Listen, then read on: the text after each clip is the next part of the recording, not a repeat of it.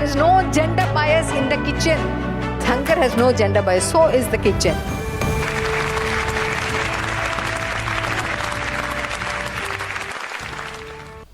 Let me share examples of few incidents. When sitting at the hospital for test results, it is only then our mind drifts into negative thoughts, imagining that we'll end up in serious diseases. When flying to a distant destination, our mind repeatedly replays the recent airplane crash news that we have seen or heard. And when calling a friend for a help, and unfortunately that friend is avoiding our call, we decide they are deliberately avoiding us. When a domestic help asks for a day's leave, normally we don't grant it that easily, but if at all she asks for it, we would deny at first, we would argue. She would also equally argue back for her rights. But after all that only we realize we should have handled it a different way. Because what if she quits the job after the fight? What do you understand from all this? See, humans do not ruminate food, but there's a similar process going on in all our minds. Instead of taking everything as it is, instead of accepting everything as it is, we have a peculiar habit of adding unnecessary imaginations and baseless doubts.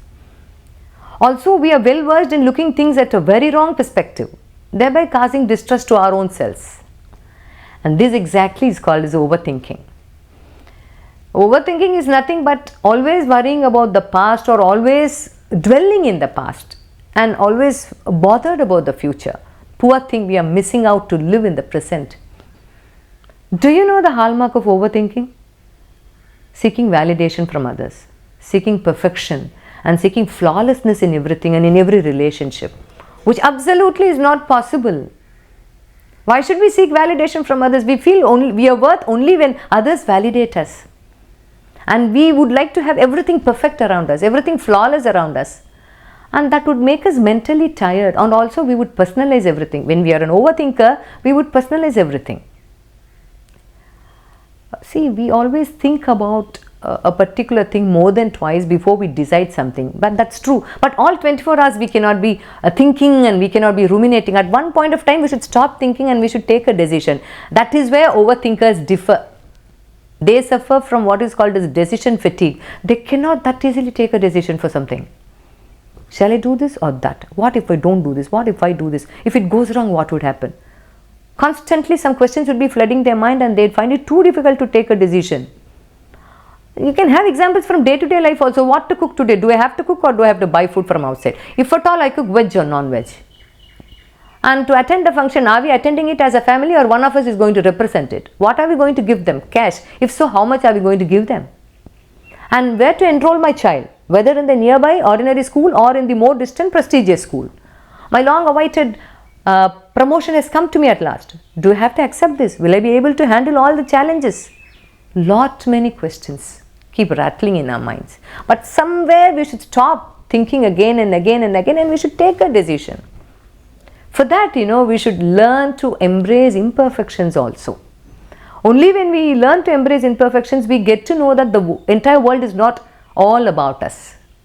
Also, we learn to appreciate the differences too.